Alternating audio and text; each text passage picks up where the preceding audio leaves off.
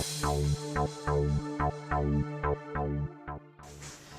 name is Joe Keeley. I am founder, president, and CEO of College Nannies and Tutors, and I am a Project Skyway Captain.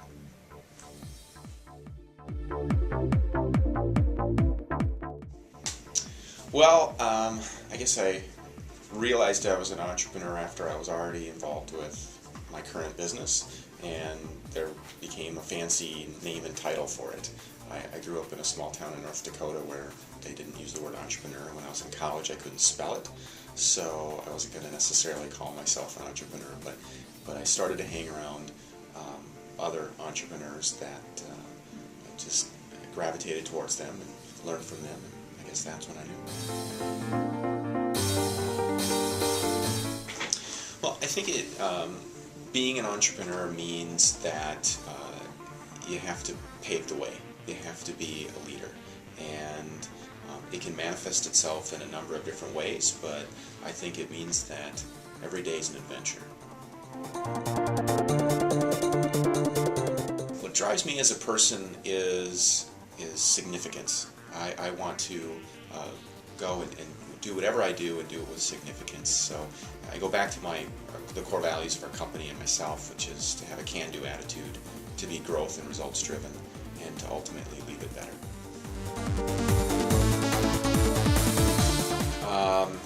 I would say deliberate, intense, but flexible.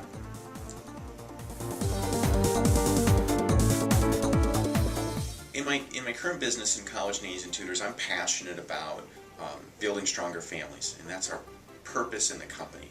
And I think it's easy to see that we build stronger families by providing nannies and tutors, but as a franchisor, my role in building stronger families is helping our franchise partners build strong businesses. So really what I do every day with our over 60 franchisees, 75 territories, is help them build a big business, build a stronger business. And if they have recognizing that doing well and doing good do not need to be mutually exclusive, and if they have a strong business, they're going to be able to better serve the families in their community, whether that be in San Diego, the Upper East Side of New York, and anywhere in between. So by building a strong business, we help build stronger families.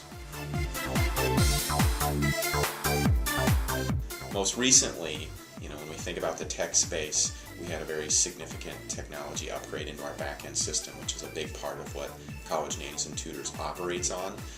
On the surface, it doesn't really think of it as a tech company, but we really rely heavily on that. Well, that release, I had a number of assumptions baked into there of how people were using the system, and that proved to be, we'll call it a learning experience rather than a failure. But so we continue to move on, but that was my recent, and it happens every day. If you're not skinning your knees a little bit, I don't think you're pushing the envelope quite as hard as you should.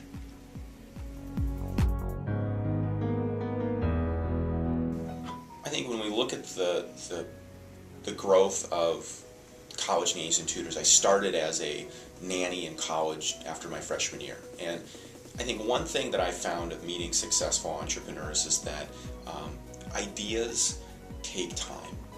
It's kind of like that really good crock pot of stew or chili. You can't make it in 30 minutes. It takes some time to go. So, and I didn't start out and say, wow, this would be, when I was a nanny, if you will, getting my job while I was in college, thinking, this would be a really great time to start the nation's leading nanny and tutor franchise, or the largest legal employer of nannies in the world. That was not where my perspective was.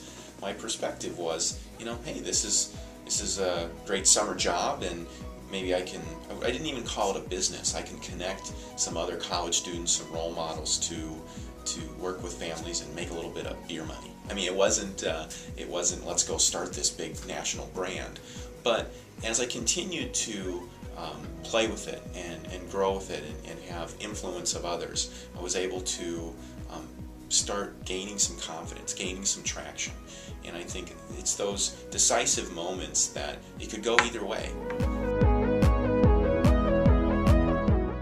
Well, Wow, my lowest point in the entrepreneurial journey. Well, the journey continues, so we'll see. And I think you look back on points, and they maybe get a little bit easier when you look at them in retrospect. But in startup, really figuring out a business model, and I think we changed the business model. It seemed to be on a daily basis, if not more frequently than that. And do we employ our people? Are they contractors? Are we placement?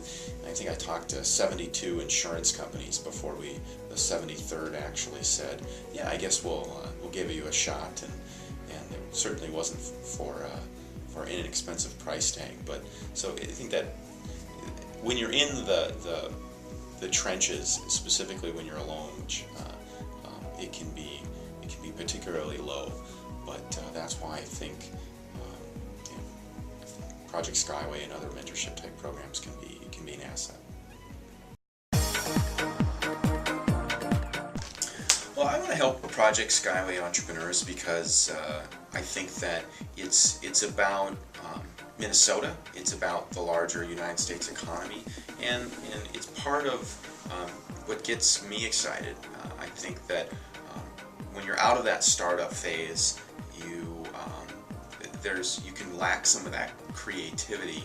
You gain some wisdom along the way, but startup and that incubation and that growth phase is really exciting. And if I can help a little bit in sharing some of the things that I did and learn from and cut my teeth, then perhaps I can fulfill one of our core values in our company and personally, which is leave it better.